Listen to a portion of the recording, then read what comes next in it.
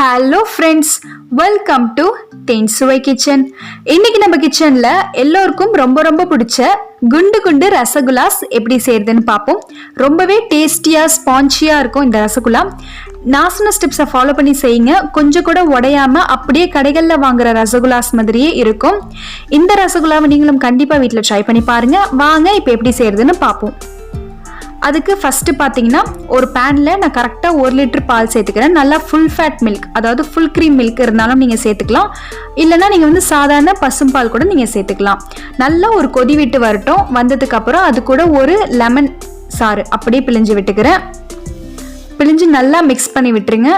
நம்ம இது வந்து பன்னீர் செய்கிற ஸ்டெப் தான். எப்படி நம்ம பன்னீர் செய்கிறோமோ அது மாதிரி நம்ம வந்து மிக்ஸ் பண்ணிக்கலாம். நல்லா நம்மளுக்கு வந்து ஆடை பிரிஞ்சு வந்துடும்.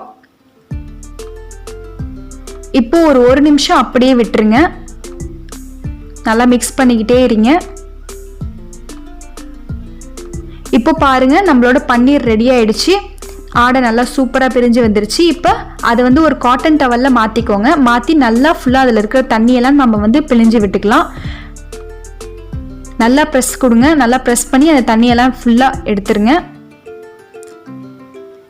அதுக்கப்புறம் பார்த்தீங்கன்னா அது கூடவே சில்லுன்னு 1 டம்ளர் தண்ணி சேர்த்துக்கோங்க. சேர்த்து நல்லா வந்து மிக்ஸ் பண்ணி விடுங்க. எதுக்காகனா அந்த ரசகுல்லாஸில் அந்த லெமன் ஸ்மெல் இல்லாமல் இருக்கும். இந்த மாதிரி நீங்கள் தண்ணி செஞ்சு இந்த மாதிரி வடிகட்டினீங்கன்னா, இந்த ஸ்டெப் செஞ்சிங்கன்னா உங்களுக்கு வந்து வாசம் வராமல் இருக்கும். அதுக்காக தான்.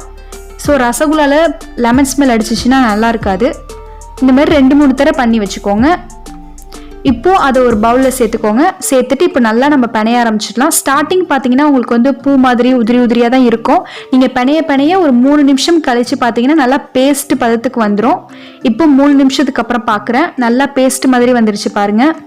எந்த அளவுக்கு நீங்கள் பிணையிறீங்களோ அப்போ தான் நம்மளுக்கு வந்து சாஃப்டாக உடையாமல் வர ரசகுல்லா. அதுதான் மெயின். இப்போ பாருங்கள், இந்த அளவுக்கு நல்லா பேஸ்ட் மாதிரி வரணும். இப்போ வந்ததுக்கு அப்புறம் இதை நம்ம வந்து உருண்டை போட ஆரம்பிச்சிடலாம். ரசகுல்லாக்கு நீங்கள் வந்து சின்ன உருண்டை பெரிய உருண்டை எது வேணாலும் போட்டுக்கலாம். நான் நார்மல் சைஸ் உருண்டை போட்டிருக்கேன். நல்லா ஃபுல்லாக சூப்பராக உருண்டை போட்டு வைங்க. அப்போ தான் உடையாமல் இருக்கும். எனக்கு வந்து 15 உருண்டை வந்துச்சு 1 லிட்டர் பாலுக்கு. அந்த மாதிரி போட்டிருக்கேன் நான். இப்போது நம்ம வந்து சிரப், அதாவது சுகர் சிரப் செய்ய ஆரம்பிச்சிடலாம். அதுக்கு முதல் அகலமான பேனை வச்சுக்கோங்க. எப்போ நீங்கள் ரசகுல்லா செஞ்சாலும் அகலமான பேனை வச்சுக்கோங்க. அப்போ தான் ரசகுல்லா ஒன்றோட ஒன்று ஒட்டாமல் உடையாமல் வரும். அதுக்காக தான். இப்போ அது கூட ஒரு 4 டம்ளர் தண்ணி சேர்த்துக்கிறேன். அதாவது 4 கப் தண்ணி சேர்த்துக்கிறேன். 1 லிட்டர் பாலுக்கு 4 கப் தண்ணி சேர்த்துக்கணும். அது கூடவே எந்த கப்பில் மெஷர் பண்ணீங்களோ அந்த கப்லேயே 1 கப் அளவுக்கு சுகர் சேர்த்துக்கோங்க. சேர்த்து ஃபுல்லாக மிக்ஸ் பண்ணி விடுங்க. நல்லா ஃபுல்லாக மிக்ஸ் ஆகி வரட்டும். நம்மளுக்கு வந்து ஒரு கம்பி பதம் அப்படிலாம் வரணும்னு அவசியம் இல்லை. நம்மளுக்கு வந்து நார்மலாக ஃபுல்லாக மிக்ஸ் ஆகி கரைஞ்சி வந்தாலே போதும். இப்போது நல்லா டிசால்வ் ஆனதுக்கப்புறம் அதில் 1 பிஞ்ச் உப்பு சேர்த்துக்கிறேன் டேஸ்ட்டுக்காக. சேர்த்து அதையும் நல்லா மிக்ஸ் பண்ணி விட்டுருங்க.